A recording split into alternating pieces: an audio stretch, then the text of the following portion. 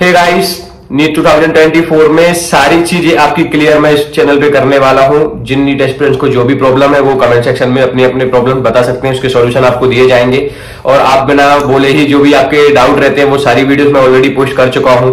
तो इस वीडियो में हम बात करने वाले हैं आपकी एज लिमिट को लेके, और दूसरी चीज आपके मार्क्स कितने होने चाहिए 12th क्लास में, और क्या 12th क्लास आपने मेन बायो से किया है या फिर आपका एडिशनल था बायो, तो आप नीट एग्जाम दे पाएंगे, आप एलिजिबल हैं या नहीं है।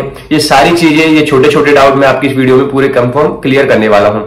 तो सबसे पहले जो पहली बार चैनल पे आए और जो नए नीट एस्पिरेंट्स हैं जिन्होंने अभी तक मेरे चैनल को सब्सक्राइब नहीं किया है, तो प्लीज कर लें, जिससे कि आपके सारे डाउट्स क्लियर होते रहेंगे इन फ्यूचर। और कोई भी आपको छोटी से छोटी प्रॉब्लम हो आप कमेंट सेक्शन में मेरे से पूछ सकते हैं डायरेक्टली, तो उसका सोल्यूशन भी आपको बिल्कुल दिया जाएगा।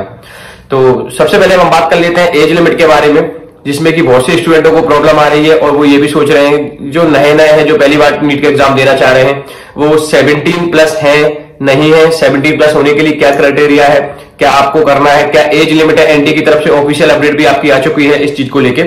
तो अपर एज लिमिट का तो आपको पहले से ही कंफर्म है, अपर एज लिमिट आपकी कुछ भी सेट नहीं है, तो अपर एज लिमिट के लिए आपको टेंशन नहीं लेना है। जो 3-4 बार नीट के एग्जाम दे चुके हैं और जिनमें टोटल अटेम्प्ट पे भी बहुत से बच्चों के कमेंट्स आए थे कि भैया टोटल अटेम्प्ट में कैसा क्या है, तो टोटल अटेम्प्ट भी आपको कोई दिक्कत नहीं है, कितनी बार भी आपने दे लिया हो तो आप आगे भी दे सकते हैं, तो उस चीज से दूर रहें। अब बात करते हैं हम लोअर एज लिमिट की। लोअर एज लिमिट आपको पता है कि पहले जिस साल हम पेपर देते थे, एग्जाम देने से पहले आपकी 17 साल एज होना कंपलसरी थी, और अभी भी ऐसा ही था कुछ दिन पहले कि 30 दिसंबर आपकी 2023 तक आपको होना कंपलसरी था 17 का। फिर एक और अपडेट आई, उसमें आपका 2024 की जनवरी की 31 दिसंबर तक आपका 17 एज होना कंपलसरी था। फिर उसके बाद जो नया ऑफिशियल नोटिस अभी एनटी के द्वारा आया है, उसमें यह है कि आपकी 24 की जो दिसंबर आएगी, जब तक अगर आप 17 साल के हो जाते हैं तो आप नीट का एग्जाम आराम से दे सकते हैं। समझ में आ गया होगा आई होप कि जो 24 जो चल रहा है हमारा, इसकी जो दिसंबर आएगी आगे, उसकी 30 तारीख तक अगर आप 17 साल के हो जाते हैं तो आप नीट का एग्जाम आराम से दे सकते हैं, नीट 2024 का। तो उसकी आपको बिल्कुल टेंशन नहीं लेनी है। आपके दिसंबर तक अगर आप 17 के होते तो बिल्कुल आप एलिजिबल हो। अब बात करते हैं मार्क्स की, कि मार्क्स आपको क्या चाहिए। मैं नोटिस भी शो कर रहा हूं आपको, उसमें देख सकते हैं आप। सबसे पहले तो आपका पहले ऐसा होता था कि मेन जो बायो से वो अगले नीट का एग्जाम दे सकता था, लेकिन अब ऐसा है कि अगर आपका एडिशनल में भी बायो है तो भी आप नीट का एग्जाम दे सकते हैं, आप एलिजिबल हो। क्लियर है।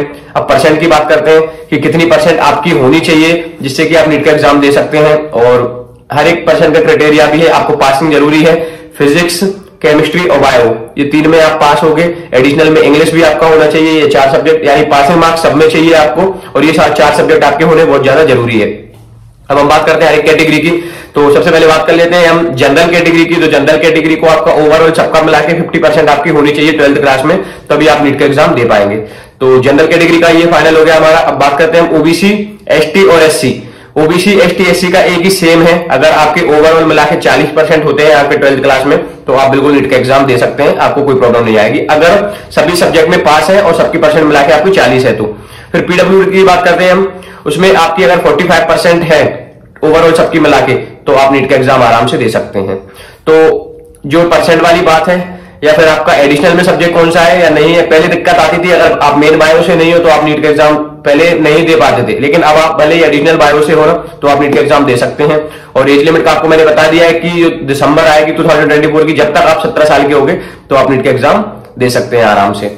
तो अगर आपको कोई और डाउट है तो आप कमेंट सेक्शन में मेरे से बिल्कुल पूछ सकते हैं। आपको हर एक सॉल्यूशन, हर एक अपडेट, हर एक जानकारी यहाँ पे रेगुलर देखने को मिलती रहेगी।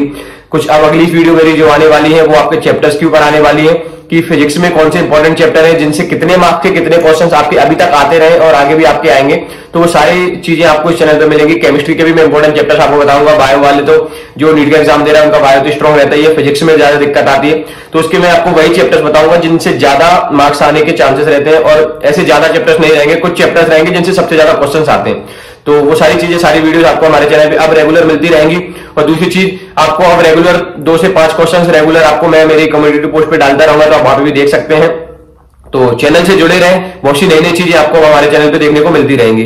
तो चैनल को सब्सक्राइब जरूर करें, वीडियो को ज्यादा से ज्यादा शेयर करें। Thank you.